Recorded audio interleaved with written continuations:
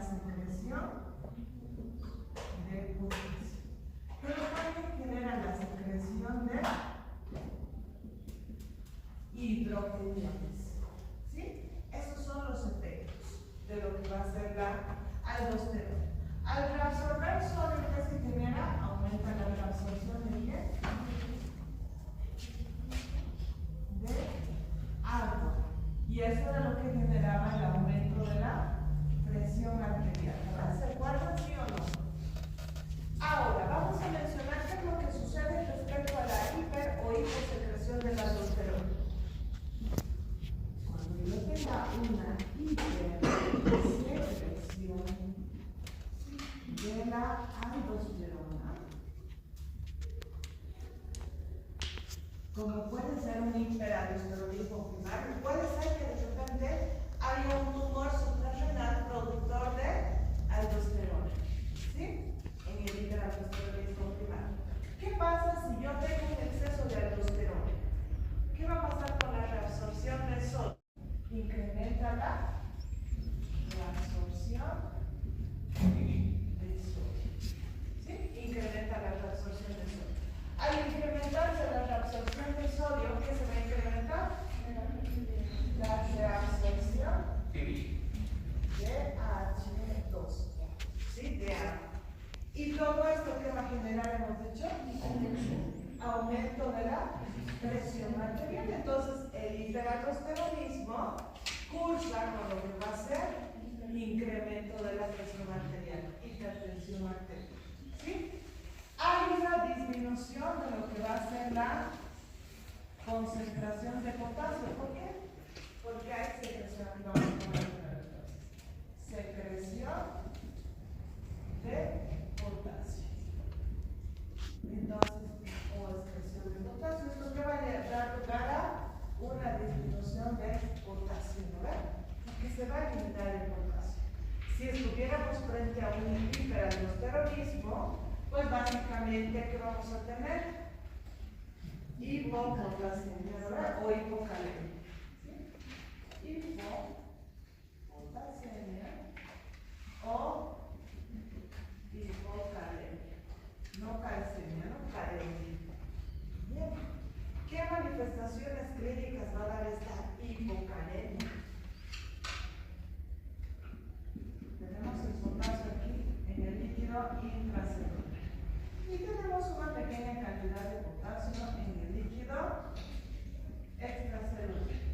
¿Qué pasa si este potasio desaparece? ¿Qué va a pasar con la conductancia para el potasio? Va a aumentar porque todo el potasio va a empezar a salir. Si hay adentro y afuera ya casi no hay, va a empezar a aumentar la conductancia para el potasio y el potasio va a salir. ¿Qué va a pasar con el voltaje de la célula? Se va a volver más. ¿Por qué más positiva? Que se está escapando el potasio positivo. ¿Qué va a pasar? Se va a volver más negativa, ¿sí? Incluso casi a llegar a hiperpolarizarse. Debilidad muscular, esquelética y también cardíaca. ¿Sí? Debilidad muscular, debilidad entonces muscular esquelética y muscular cardíaca. ¿Sí? Entonces puede llevar incluso a una insuficiencia cardíaca porque el corazón va a contraerse muy débil.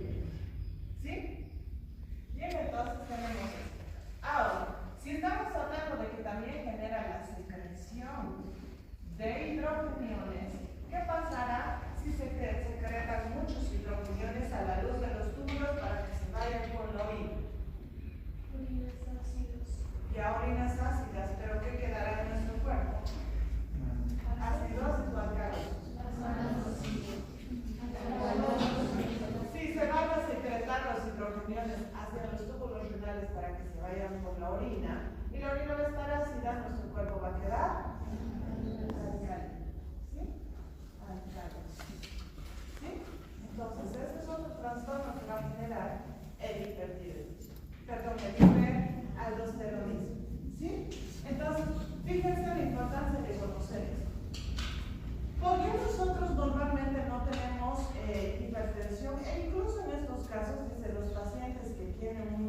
aldosteronismo, normalmente van a tener presiones elevadas, pero van a llegar a cierto límite. ¿Por qué? Porque si bien la aldosterona genera la retención de sodio y la retención de agua y la elevación de la presión arterial, la presión sube demasiado y la concentración de sodio también sube demasiado, el riñón deja de obedecer a la aldosterona. ¿Sí? Y ya no le hace caso. Por más de que siga aumentando la aldosterona, el riñón ya no va a retener reteniendo sodio. ¿Por qué? Va a llegar a un nivel entonces de presión arterial y pues básicamente se va a empezar a eliminar lo que va a ser el sodio y lo que va a ser la sudoríparas, en el epitelio de las glándulas salivales, en el epitelio de lo que va a ser el intestino delgado, el intestino grueso, ¿sí? Y entonces, ¿cuál va a ser su mecanismo? Dice que directamente la aldosterona, al ser liposoluble, atraviesa las membranas y se une a su receptor que se encuentra en el interior del citoplasma. ¿Sí? Una vez que se forma el complejo hormona-receptor, este viaja hacia lo que va a ser el núcleo celular, activando la traducción y la transcripción genética. ¿Sí? ¿Y cuáles van a ser los efectos entonces de la aldosterona? Primero, va a estimular la síntesis de proteínas entonces que van a contribuir para el transporte de sodio. Esto se denomina enlace que ven ustedes aquí. Es el canal epitelial de sodio. Son los canales epiteliales de sodio. Entonces, ¿qué hace la aldosterona?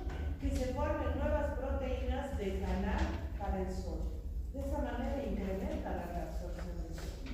¿Sí? Y al mismo tiempo dice que activa enzimas mitocondriales para generar más energía y estimular a lo que va a ser la bomba de sodio y potasio ATPase. Entonces son esos dos efectos importantes que tiene la aldosterona. Uno, estimular la formación de proteínas de canal de sodio, ¿no ves? Los canales epiteliales de sodio, ¿sí? Los enlaces. Y también al mismo tiempo potenciar la actividad de la bomba de sodio-potasio ATPase. Así fíjense entonces, si esta bomba entonces es muy activa, ¿qué va a pasar con el sodio? ¿Se queda dentro de la célula epitelial o sale a la región basal? Sale a la región basal.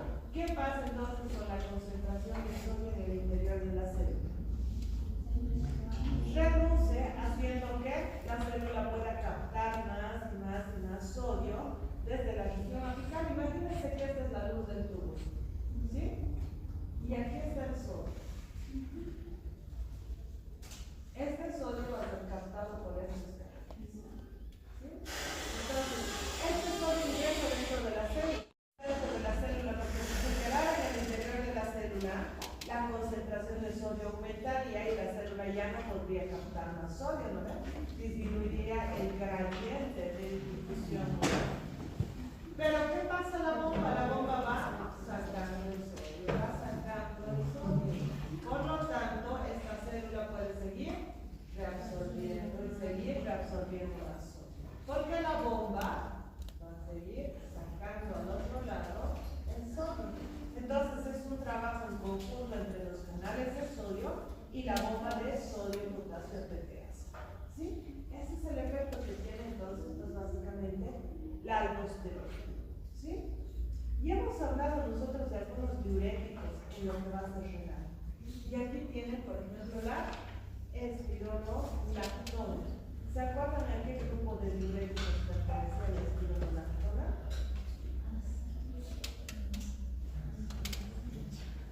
Diuréticos, a ver. Ya, diuréticos diuréticos, diuréticos reguladores de potasio, diuréticos. ¿A qué grupo pertenece? Espironolactona. Ahorrador de potasio. Porque ¿qué es lo que va a hacer? Este espironolactona se va a unir al receptor de la aldosterona. Y como va a ocupar su lugar, la aldosterona ya no tiene efecto. ¿Sí? Y pues básicamente, si no tiene efecto la aldosterona, el sodio no se va a reabsorber y se va a ir por la orina llevándose consigo agua. Por eso va a actuar como diurético. Pero si la aldosterona no funciona, tampoco se va a poder secretar el potasio para eliminarse. y entonces vamos a tener ahorro o se va a quedar el potasio. Por eso se llama diurético ahorrador de potasio. ¿Sí? Ahorradores de potasio. Porque lo que hacen es inhibir a la aldosterona, reduciendo así la absorción de sodio y reduciendo la secreción de potasio, haciendo que el potasio se quede dentro del cuerpo y no se libere. ¿Sí? ¿Se entiende esto? ¿Sí? Entonces es importante. Ahora, ¿dónde actúa otro diurético? Bloqueando el efecto del ácido. El efecto de glucocorticoides sobre los hidratos de carbono. Primero, los efectos principales es incrementar la glucosa en sangre. Incrementa entonces la glicemia. ¿Cómo lo hace? Primero genera resistencia a la insulina. Si genera resistencia a la insulina, ¿se podrá entonces consumir la glucosa? ¿Podrá entrar la glucosa al interior de la célula? No. Por eso se va a incrementar la glicemia y además estimula lo que va a ser la gluconeogénesis. Es decir, la formación de glucosa nueva. No le basta con generar resistencia a la insulina para que no se consuma la glucosa, sino que también lo que hace es convertir los ácidos grasos y los aminoácidos en glucosa nueva. Por lo tanto, si vemos nosotros estos glucocorticoides como pues, básicamente hormonas que estimulan la glicemia y tenemos glucocorticoides sintéticos como la dexametasona, ¿en qué pacientes estuviera contraindicado su administración? En pacientes diabéticos, porque no solamente van a incrementar su resistencia a la insulina, sino que incluso van a estimular la gluconeogénesis, la formación de nueva glucosa. ¿Sí? Esos son los efectos entonces de manera resumida, ya no les vamos a interpretar de manera detallada, pero pues básicamente vamos a ver esto. ¿Qué efectos va a tener sobre las proteínas? Los glucocorticoides son entonces hormonas que van a estimular el catabolismo proteico. Pero estos son un poquito más respetuosos. ¿Por qué? Porque no van a actuar no sobre proteínas hepáticas. ¿Sí? Entonces van a respetar lo que van a hacer las proteínas hepáticas y van a respetar lo que va a hacer la síntesis de proteínas hepáticas. Es decir, no se van a meter con la albúmina, no se van a meter con la globulina, no se van a meter con el fibrinógeno, no se van a meter con ninguna proteína que está sintetizando el hígado. Solamente van a promover el catabolismo proteico principalmente de la masa muscular. ¿Sí? Principalmente de la masa muscular. Bien, ahora, en cuanto a lo que va a ser los efectos sobre los líquidos, también cuáles serán los efectos.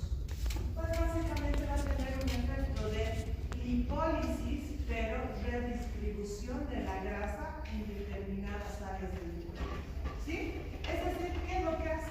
Moviliza la grasa para depositarlas en algunas partes, como van a ser la cara, lo que va a ser el cuello, la espalda y el abdomen. ¿Sí?